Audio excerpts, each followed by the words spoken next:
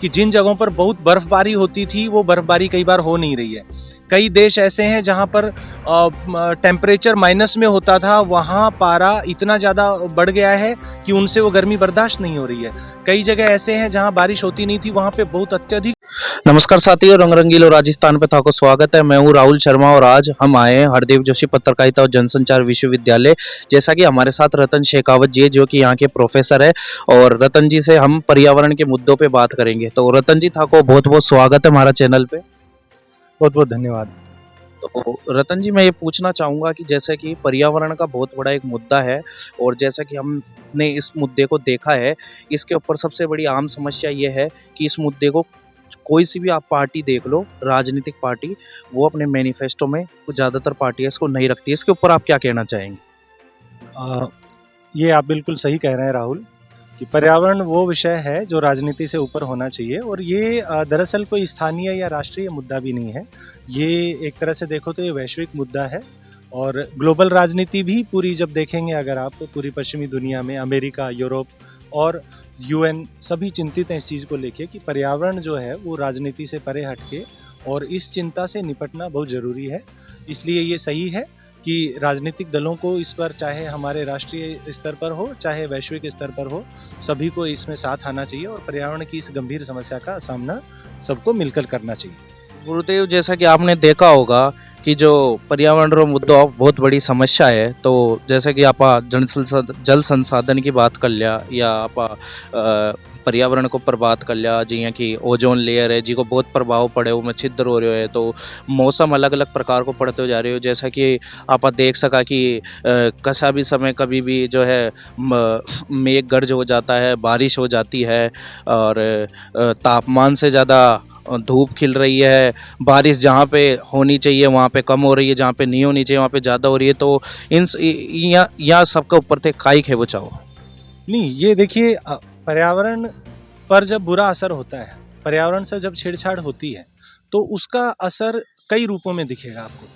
जैसे सबसे बड़ा तो असर ये है कि किसानों के साथ, जैसा कि सर आपने देखा होगा कि जो ये वैश्विक समस्या है पर्यावरण, तो इसका जो है एक बहुत बुरा असर पड़ रहा है, क्योंकि जो है मानवता के काफ़ी जो इंडेक्स और रिपोर्टें भी आ चुकी है, तो उसके अंदर मानवता के काफ़ी कम वर्ष बताए गए हैं। और अगर मानवता के काफ़ी कम वर्ष वो बता रहे हैं तो एक बहुत बड़ी परेशानी है, क्योंकि इस पर गौर फरमाना चाहिए। अगर मानवता ही हमारी कम रहेगी तो फिर जो है बाकी के मुद्दे तो पीछे ही रह जाएंगे। बाकी की चीज़ें या कुछ चीज़ें अपन कैसे करेंगे, क्योंकि जीवन जो है सबसे पहले है। इस पे आप क्या कहना चाहेंगे? नहीं, देखो, पर्यावरण का असर किस रूप में सामने आएगा, ये इसकी अलग अलग थियरीज है ना। और अपने देखेंगे कि पौराणिक समय में भी ये कहा गया है कि जल प्रलय हो गई या जल प्रलय पहले भी हुई है। तो आप पर्यावरण किस रूप में, अतिवृष्टि आएगी, सूखा पड़ जाएगा या धरती का तापमान एकाएक बहुत ज़्यादा बढ़ जाएगा, और ये जो वैज्ञानिक इस समय लगे हुए हैं तो पूरी दुनिया में इस तरह के दिखने भी लगे हैं।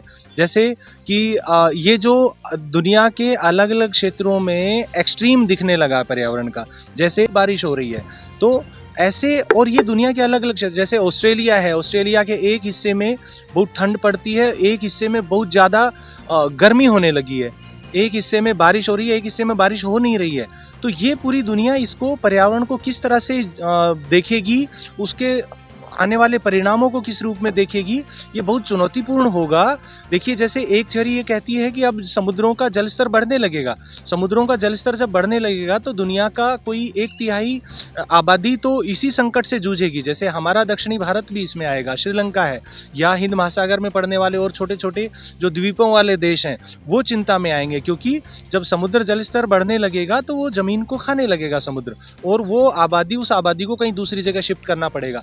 इसके डेमोग्राफिक चेंजेस होंगे, जनसांख्यिकी बदलेंगी, दूसरे हिस्सों में आबादी बढ़ेगी, तो इस तरह के रूप भी देखेंगे। दूसरा आप ये देखेंगे कि जहां बारिश नहीं होती है, बहुत अत्यधिक बारिश का दौर भी शुरू हो सकता है, या ये भी शुरू हो सकता है कि जिन क्षेत्रों में जैसे अगर आप भारत के संदर्भ में भी देखेंगे तो इस बार राजस्थान में तुलनात्मक रूप से अधिक बारिश हुई है, लेकिन जो नॉर्थ ईस्ट के राज्य हैं या बिहार जैसे राज्य हैं जहां पर बारिश अमूमन बहुत अच्छी होती है, वहां पर इस बार बारिश बहुत कम हुई है।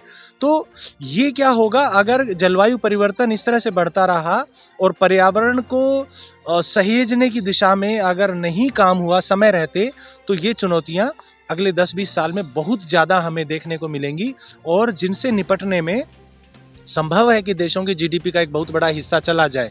संभव है कि जहां पे हम कोशिश कर रहे हैं कि गरीबी की रेखा से आबादी को बाहर निकाल लें, और हो सकता है कि पर्यावरण की चुनौतियां उस सारे किए कराए पर पानी फेर दें और हमारी बड़ी आबादी फिर से गरीबी की तरफ चली जाए। क्योंकि अब भी जब आप देखेंगे तो जहां बारिश बहुत कम हो रही है उन क्षेत्रों में कृषि की स्थिति दयनीय होती जा रही है लगातार। वहां पर जमीन में पानी का लेवल बहुत नीचे चला गया है, खेतीबाड़ी नहीं हो पा रही है, और वो बेरोजगारी बढ़ा रहा है। तो जलवायु परिवर्तन के जो असर है ना, वो अनेक रूपों में और अनेक तरह से देखने को मिलेंगे। कौन सा पर्यावरण का प्रभाव बहुत विकट हो जाएगा या बहुत खतरनाक स्तर तक हमें देखने को मिलेगा, उसके बारे में अभी लगातार वैज्ञानिक रिसर्च कर रहे हैं, पता लगा रहे हैं कि सबसे पहले कौन सी चुनौती सबसे सामने आने वाली है। तो ई के साथ ही थे देख रहे हो आज पर्यावरण रा मुद्दा पर आपा बात करया, और मैं राहुल शर्मा रंग रंगीलो राजस्थान चैनल का संवाददाता, और इसी के साथ था को प्यार बरसाते रहो कैमरामैन रोहित के साथ।